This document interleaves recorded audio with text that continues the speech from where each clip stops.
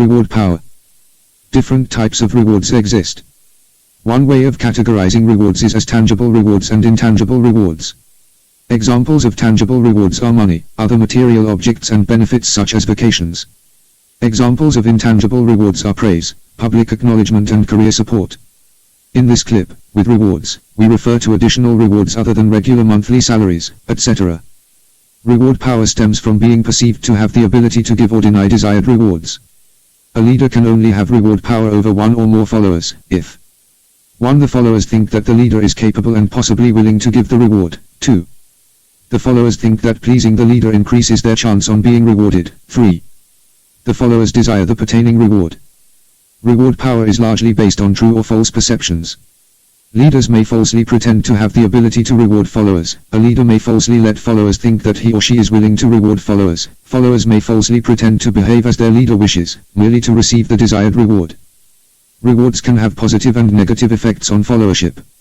In general, followers can feel acknowledged, appreciated and have more job satisfaction. On the other hand, followers may expect to be at least equally rewarded in the future, possibly leading to unarticulated disappointment. Possible effects of monetary rewards, in particular of permanent pay increase, are that followers feel acknowledged and encouraged to prove to be worthy of this acknowledgement by keep doing their best. On the other hand, the received reward may have fulfilled followers' desires, removing their drive to keep doing their best. Possible effects of rewarding previously unrewarded performance are that followers feel extra appreciated and encouraged to keep up the good work.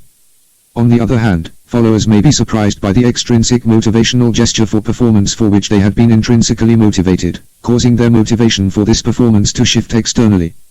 In other words, they start to expect rewards to perform as they did previously without the rewards. Failing those rewards in the future may lead them to underperform compared to their initial work. Reliance on reward power to incite followers to behave as they should behave without the prospect of rewards is often a sign of poor leadership, lack of persuasiveness and control.